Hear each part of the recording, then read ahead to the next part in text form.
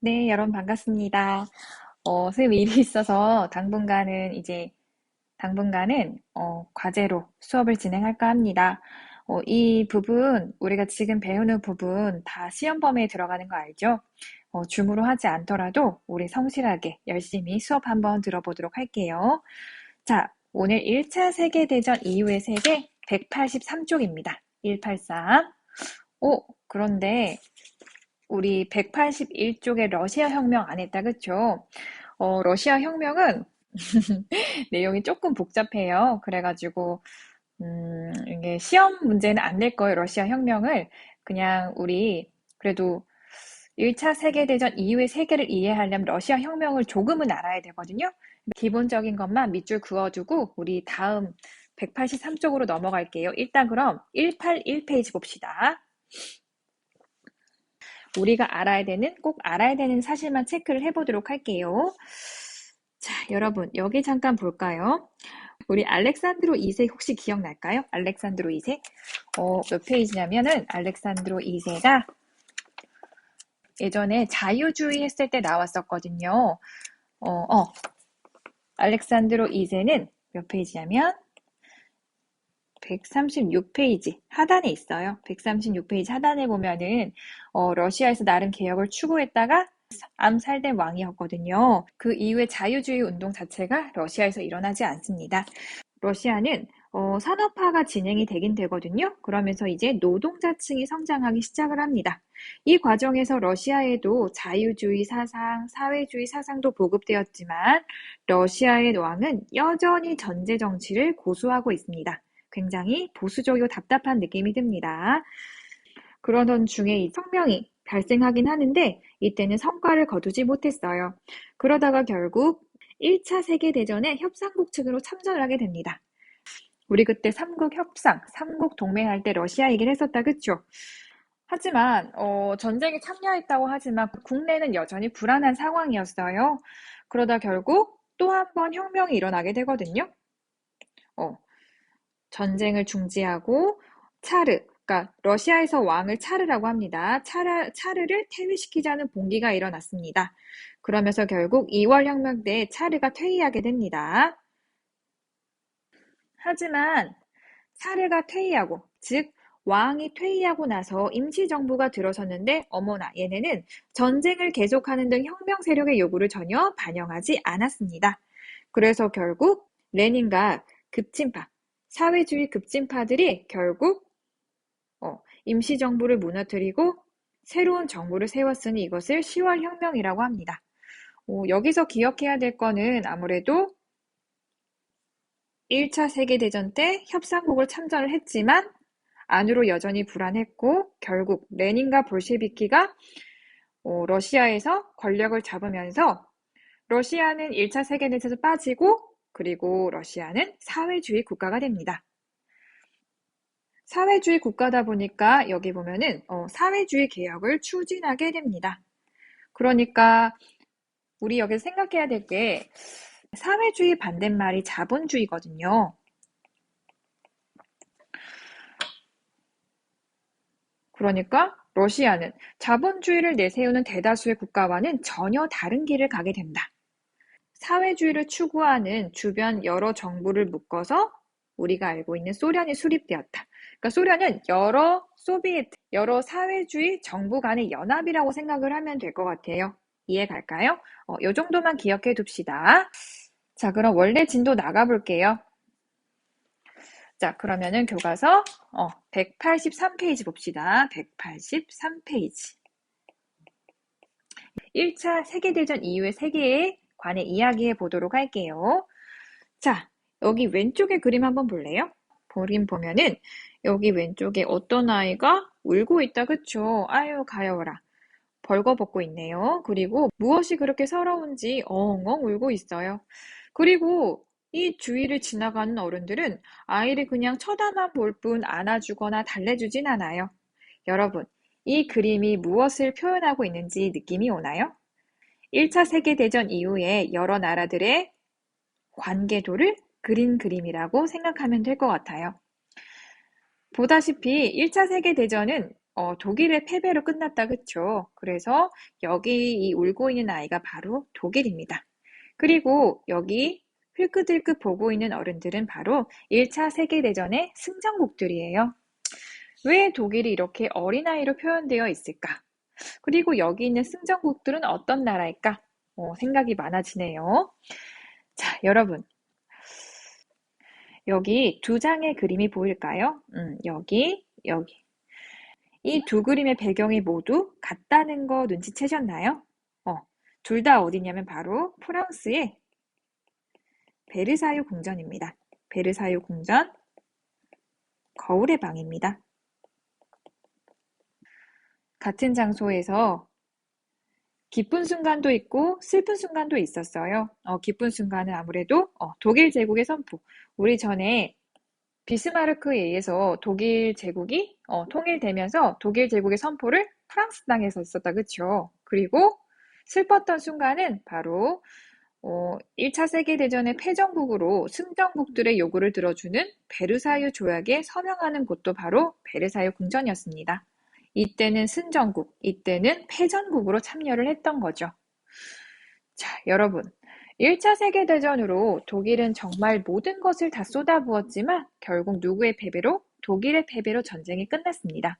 그럼 독일을 기다리고 있는 것은 아무래도 그에 대한 혹독한 대가였겠다, 그쵸?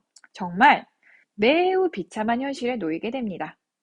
그리고 세계 여러 나라들은 정말 다시는 이런 전쟁이 일어나지 않도록 부단히 노력하는 모습을 보이거든요. 오늘은 그 내용에 대해 한번 살펴볼까 합니다. 1차 세계대전 이후의 세계입니다. 자, 그럼 교과서 183에서 184까지 한번 쭉 읽어볼까요? 183에서 184까지 한번 쭉 읽어보고 우리 수업 듣도록 할게요. 잠깐 멈춰주세요. 옳지. 자, 그럼 우리 수업을 한번 해보도록 할게요. 1차 세계대전이 언제 끝났냐면은 1918년에 끝났거든요. 그래서 그 다음해인 1919년에 파리에서는 이제 전쟁 후의 처리를 위해서 강화회의가 열리게 됩니다. 이 회의의 기본 원칙은 뭐냐면 바로 미국 윌슨의 평화 원칙을 바탕으로 했었거든요. 오른쪽의 내용을 보면은 그 내용이 적혀 있어요. 아, 그렇구나. 그냥 참고만 하면 될 것 같은데 여기서 눈에 띄는 게 바로 5조입니다. 5조. 5조에 보면은 식민지 주민의 의사를 존중해서 공평하고 공평무사하고 자유롭게 처리되도록 한다. 이게 내년에 배우겠지만 이게 우리나라 3.1운동하고 연관이 되어 있습니다. 3.1운동. 1919년은 우리나라의 3.1운동이 일어난 해이기도 하잖아요. 바로 윌슨 대통령의 이 원칙에 이 한마디에 희망을 가지고 우리나라에서는 이제 3.1운동을 펼쳤거든요. 근데 어쩌면 좋을까요? 여기가 나오는 식민지는 승전국의 식민지가 아니라 패전국의 식민지에만 해당되는 것이었어요. 패전국의 식민지만. 근데 당시 일본은 승전국이었기 때문에 승전국의 식민지인 우리나라에게는 이 일이 해당되지 않았어요. 굉장히 아픈 현실이었습니다. 어쨌든 이 파리 강화 회의 이후에 체결된 것이 바로 베르사유 조약이거든요. 세 번째 줄 굵은 글씨 보이죠? 베르사유 조약의 중요 표시. 자, 중요 표시. 베르사유 조약입니다. 베르사유 조약은 독일과 연합국 사이에서 맺어진 조약이거든요. 그 내용을 한번 볼까요? 119조. 독일은 해외 식민지에 관한 모든 권리와 소유권을 연합국과 그 협력국에게 넘겨준다. 즉, 앞으로 독일 식민지가 모두 박탈된다는 내용이에요.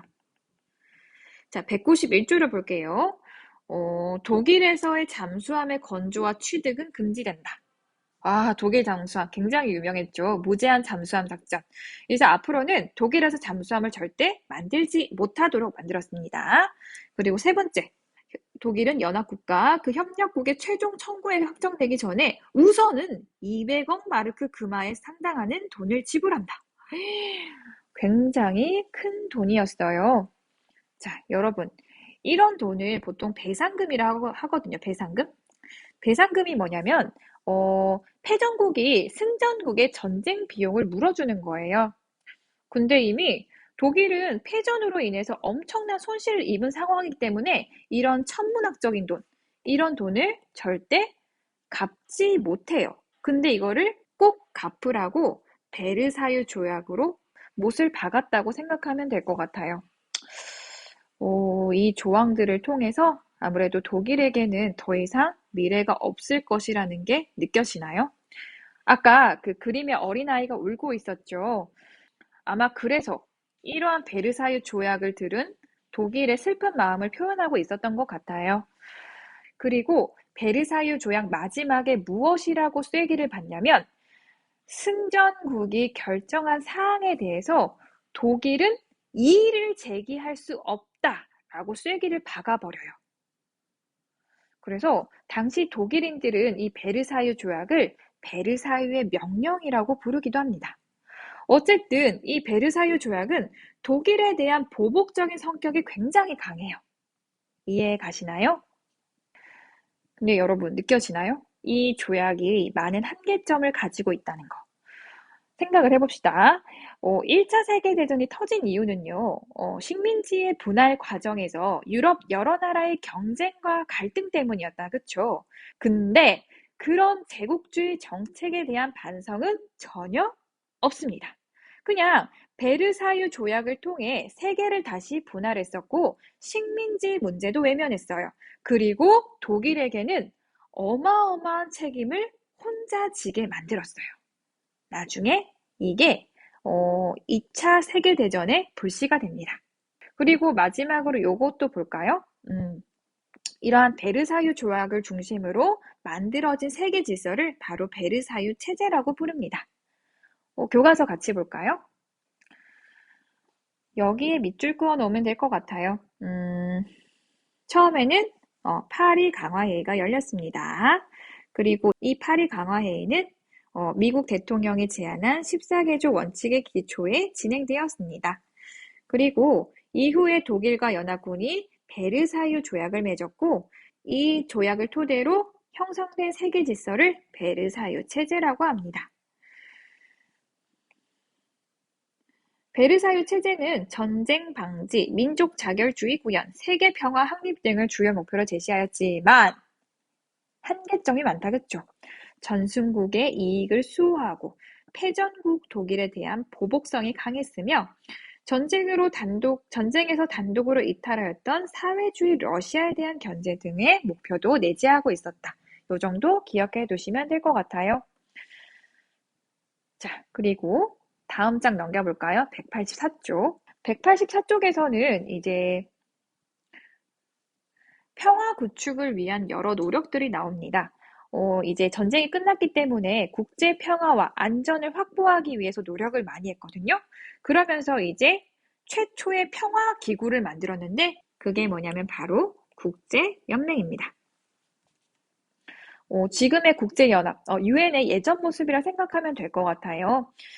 이러한 연합을 통해서 뭐 어쨌든 국제 분쟁의 평화적 해결을 협의를 하긴 했는데 물론 쉬운 일은 아니었을 거예요. 평화적 해결, 그쵸? 국제연맹이 만들어졌기 때문에 연맹에 속해진 국가들이 여러 번 회의를 하겠다, 그쵸? 실질적으로 했던 첫 번째 회의가 바로 워싱턴 회의입니다. 기억해 둡시다. 이렇게 평화롭게 살아보려고 노력을 하는데 쉬운 일이 아니에요. 특히 뭐가 문제냐면 특히 패전국이었던 독일이 큰 변수예요. 왜냐하면은 독일은 생각을 해봅시다. 베르사유 조약을 통해서 식민지 다 박탈당했죠. 도저히 감당할 수 없는 배상금을 갚아야 하는 입장입니다. 그쵸? 그러니까 애초에 평화적인 해결이 힘들었어요. 게다가 아이고 어쩜 좋노? 여기 보면은 프랑스는 돈 빨리 갚으라고 독일의 루르 지방을 침공하기도 하였습니다. 또다시 전쟁의 위기가 닥쳤다. 그쵸? 그래서 이제 미국이 주도해서 계속해서 독일의 배상금을 좀 현실적으로 갚을 수 있게 배상금의 금액을 낮추려는 노력을 굉장히 많이 했어요. 그게 바로 왼쪽에 보이는 독일의 배상금 조정 내용이에요. 보다시피 아래로 내려갈수록 독일의 배상금이 점점점 줄어든다, 그쵸? 예를 들어 너네한테 만약에 친구랑 싸웠다고 합의금으로 100억을 내놓으라면 현실성이 너무 떨어진다, 그쵸? 그러면 좀 줄여줄게. 1억. 좀 많아? 2천만 원. 좀 많아? 많이 썼다. 500만 원. 500만 원 정도는 어떻게, 조금 현실성이 있다. 그쵸? 그런 식으로 독일이 갚을 수 있게, 독일이 좀 더 빨리 평화를 찾을 수 있게 주도적으로, 미국이 주도해서 계속해서 독일의 배상금 액수를 낮췄다고 생각하면 될 것 같아요. 이후에는 독일도 국제연맹의 멤버로 받아주게 되거든요. 그게 바로 로카르노 조약입니다. 로카르노 조약. 이제 이때부터는 독일도 유럽의 일원으로 다시 대우를 받게 돼요. 그리고 28년에는 켈러그 브리앙 조약을 체결했다. 이렇게 계속해서 어쨌든 평화를 계속해서 구축하려고 노력을 하긴 하는데, 하지만 여전히 한계점이 남아 있어요. 뭐냐면 소련이 이 과정에서 배제되면서 유럽 정치에서 고립되고 있었다는 점. 왜냐하면 소련은 사회주의 국가잖아요. 자본주의 국가를 지향했던 여러 나라들 속에 섞일 수가 없었던 거예요. 이해 가시나요? 그리고 또 뭐가 한계점이 있냐면, 이 국제연맹은 만약에 전쟁이 터진다면 이 전쟁을 막을 수 있는 군사적 수단에 대한 합의가 없었어요. 그리고 또 미국 등 강대국은 아예 불참을 했거든요. 그래서 이 국제연맹을 통해서 뭔가 국제 문제를 해결하는 데는 큰 영향력이 없었다고 합니다. 그래도 독일은 어쨌든 배상금이 줄어들었기 때문에 이제 차근차근 갚아가려고 노력을 했거든요. 아이고, 그런데 이걸 어쩌면 좋을까요? 186쪽을 보면요. 대공황이라는 것이 발생하게 돼요. 대공황이 뭐냐면 경제가 무너지는 거예요. 나름 독일은 배상금을 갚으려고 노력을 했는데 대공황이 터지면서 독일의 경제가 아예 무너지게 됩니다. 결국 독일은 희망을 찾지 못했고 그 과정에서 히틀러라는 독재자가 출현하게 됩니다. 자, 그러면 다음 시간에는 바로 이 186쪽 세계의 경제가 무너졌던 대공황에 대해서 한번 알아보도록 하겠습니다. 자, 그럼 우리 다음 시간에 만나요. 수고하셨습니다.